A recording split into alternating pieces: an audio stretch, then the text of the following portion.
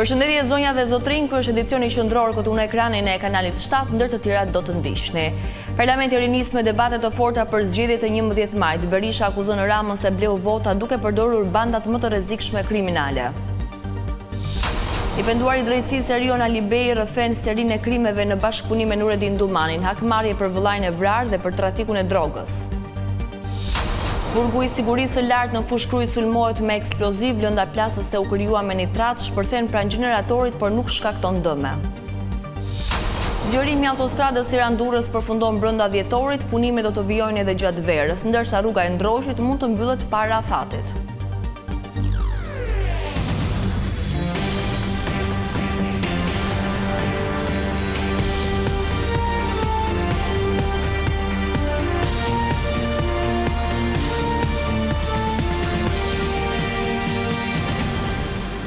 Do të vijojmë më gjërësisht me lajmet. Kryetari i Partisë Demokratike Sali Berisha akuzoi nga salla e parlamentit Partinë Socialiste për vjedhjen e zgjedhjeve.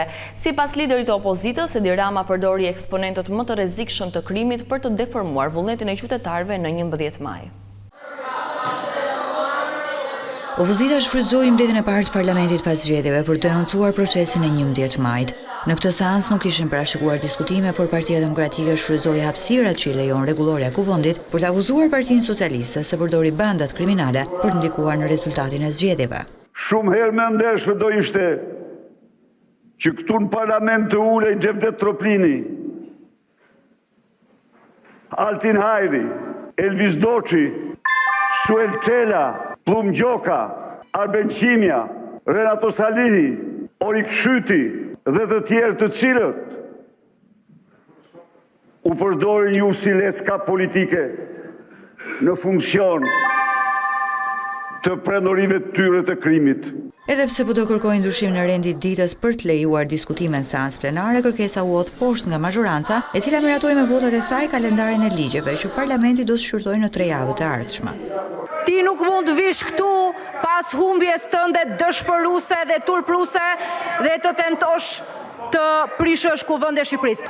Jo, nuk mund të flasësh, e mbylle për sot siç e ke mbyllur për gjithmonë dhe me turp. Mbledhja e parlamentit zgjati vetëm 15 minuta dhe kryetari i Partisë Demokratike Sali Berisha akuzoi shumicën se po mbyll çdo hapësirë që i takon opozitës. Kësaj thon kur parlamenti shtrohet në një bodrum të mafjes. Parlamenti nuk respekton as një rregull, as të rregullores, as kushtetutën, as ligjet. Parlamenti përdoret si një dyqan privat i partisë së krimit dhe kjo ishte një seancë në më të turpshme.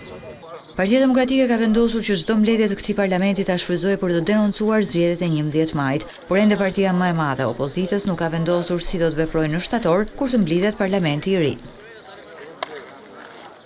Deputetët ju rikthyen këtë të njëjtë seancave të cilat do të zhvillohen deri në 9 korrik ku përfundon legjislatura aktuale. Shumë nga ata që nuk fituan në 11 maj janë shprehur se do të vijojnë angazhimin politik. Të tjerët nuk e kanë fshehur pa kënaqësinë që nuk do të jenë më pjesë e kuvendit. 83 deputet nuk do të ulen më në muajin shtator, prej të cilëve 45 i përkasin Partisë Socialiste e 21 Partisë Demokratike. Por shumicën prej tyre angazhimin politik do të vazhdojë edhe pse nuk do të jenë më në parlament. Patjetër që më vjen keq, po më shumë se sa keq jam falënderuese të atyre të cilët më besuan votën edhe më dhanë mundësinë fakt që të ketë një rezultat shumë të mirë. Dua të përgëzoj këdo antar të skuadrës Partisë Socialiste që luftoj dhe garojnë këtë garë për me realizu këtë rezultat që do ta shohim manifestuar me parlamentin e ri. Deputeti socialist Luan Dusha nuk do të jetë në parlament në muajin shtator pasi nuk arriti të fitojë në 11 maj, por ai shfrytëzoi praninë e mediave në parlament për të reaguar ndaj lajmeve se po hetohet për blerje votash. Tash çfarë këtë vendos që kemi blerë vota? Kur? Nuk keni blerë vota. Nëse është blerë një votë, unë shkoj me qef në burg, vetë. Një. E juaj apo e gjithë Partisë Socialiste se është zoti mirë? Po flas për veten time. Nëse është blerë një votë e vetme nga njerëzit e mi apo nga shokët e mi, për mua, unë shkoj me qef në burg. Ndërkaq përtej debatit për standardin e zgjedhjeve të 11 majit në Partinë Demokratike sapo ka nisur diskutimet se çfarë do të bëjë forca më e madhe e opozitës pas humbjes së 4 të radhëzi. Pra mundet të largohet sipas logjikës zotit Berisha zoti Rama, që është i korruptuar dhe që ka manipuluar zgjedhjet, për të zëvendësuar nga zoti Berisha që si Departamenti i Shtetit ashtu dhe Ministria e Jashtme britanike e kanë shpallur të padëshiruar për korrupsion dhe për minim të demokracisë. Ndërkaq Monika Kryemati, e cila nuk garoi në 11 maj, deklaroi se ndjen keqardhje për kryetarin e Partisë së Lirisë, Ilir Metën, i cili nuk fitoi. Nuk shoh ndonjë përgjegjësi të madhe. Nuk kam kam qenë lider e fushatës ti, kam qenë një nga personat që kërkon të votë për Ilir Metën. 140 deputetët aktual do të qëndrojnë në detyrë deri në muajin shtator, por ata kanë të drejtë të miratojnë ligje deri në datën 9 korrik. Kryeministri Edi Rama ishte në Gjermani ku mori pjesë në ceremoninë e ndarjes së çmimit Karl i Madh, me të cilin u dekorua presidentja e Komisionit Evropian Ursula von der Leyen. Gjatë vizitës atje, kreu i qeverisë është takuar dhe me eurodeputetin gjerman Elmar Brok, i cili njihet si mbështetësi i opozitës shqiptare. Në një postim në Facebook, kreu i qeverisë zbuloi se Brok e ka uruar për fitoren e zgjedhjeve të 11 majit.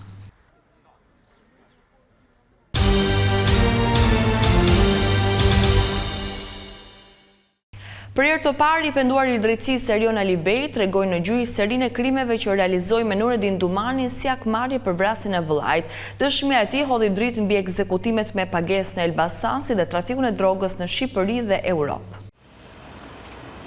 Dëshmon në gjyqin për plumbin e art bashkëpunëtori i drejtësisë Erion Alibej. Në një rrëfim të gjatë, ai tregoi se si u fut rrugës së krimit dhe se si u njoh me bashkëpunëtorin tjetër të drejtësisë, Nureddin Dumanin. Erion Alibej akuzohet nga SPAK për vrasjen e Dorian Shkozës dhe Angelo Avdis, vëllezërve Besmire Viktor Haxhia, si dhe Emiliano Ramazanit dhe Riger Srunaj, ndërsa tregoi se ekzekutimet janë hakmarrje për vrasjen e vëllait të tij, Endritit. Nureddin Dumanin e kam njohur pasi kam dalë nga paraburgimi i Elbasanit, fillimi i vitit 2020. Kishte dëgjuar që unë jepja 100.000 euro për dikë që mund të vras Talo Çelën dhe 200.000 nëse ma sjellin të gjallë. Unë dija gjithçka mbi Nureddinin, kisha prova, fakte, foto, adresa. Vjen Nureddini, takimi zgjati 2 orë e 48 minuta. E kam regjistruar gjithë bisedën, e dëgjova për gjithçka. I tregoi foton e vëllait të tij, dashnor Dumanit, që kishte kryer atentatin, ndërsa Talo Çela ishte shofer. Më tha që nuk besonte se ishte e vëllai i tij, madje më tha që ka probleme me vëllain. Unë i thash qëndro besnik dhe unë vendos dorën në Kur'an që do të ta fal gjakun e vëllait tim.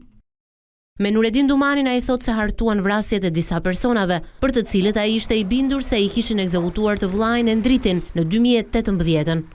Nuk më interesojnë fare, unë jam vrasës me pagesë, më tha Nureddini.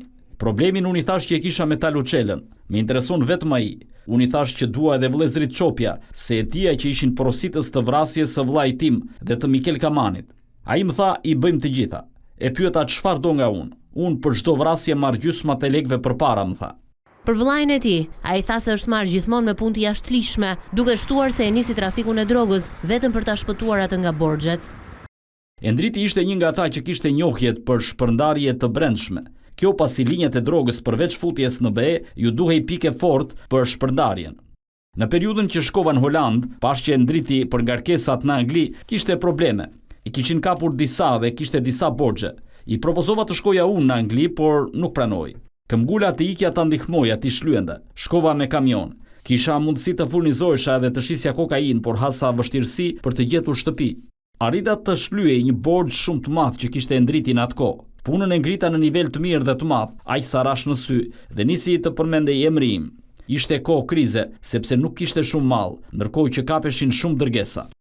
Nga dëshmitë e Nureddin Dumanit dhe Erion Alibej, 3 vite më parë, SPAK zbërtheu të paktën 8 grupe kriminale me 32 të akuzuar, ku pjesa më e madhe janë të arrestuar, disa prej krerëve në Arati, të fshehur në Dubai apo pa gjurmë, siç është Talo Çela e Ervis Martinaj.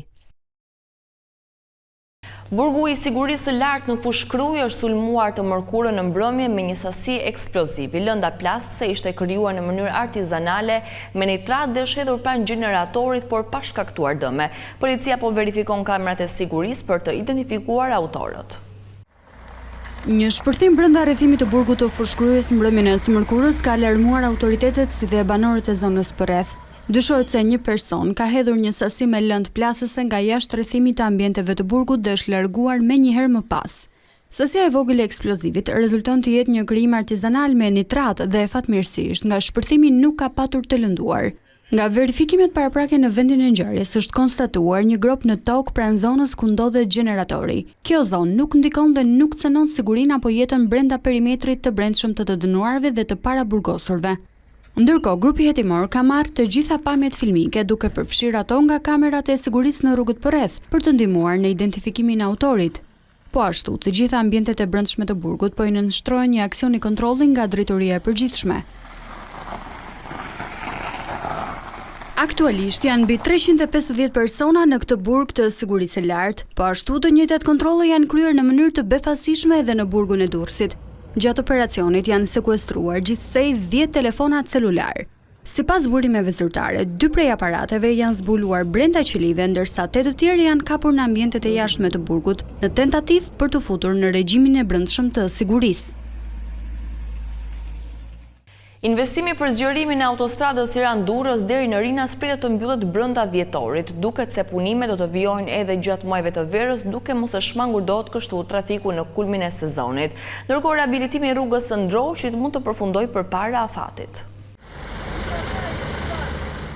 Punimet për zgjerimin e autostradës Tiranë-Durrës po vijojnë me ritme të shpejta.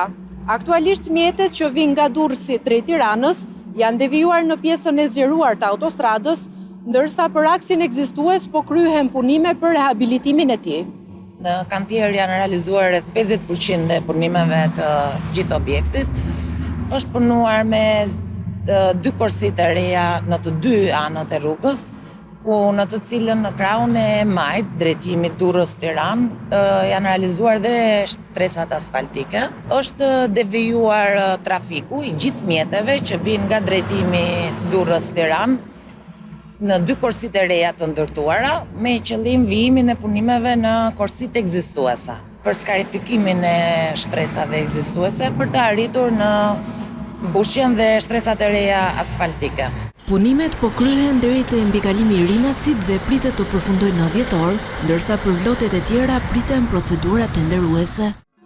Punimet kanë nisur në mbas mbikalimit të Kaza Italiës dhe të 2 fazat e deri më tanishme përshkojnë rreth 6 kilometra deri në afërsitë të mbikalimit të Rinasit. Edhe pse afati kontraktual është shtatori vitit 2026, pritet që punimet të përfundojnë brenda këtij viti. Gjatë këtij viti është parashikuar dhe ndërtimi i fazës së tretë, që konsiston në rehabilitimin e mbikalimit të Rinasit deri në nyjen lidhëse të mbikalimit të Kasharit. Dhe aty parashikohet të fillojnë punimet brenda këtij viti.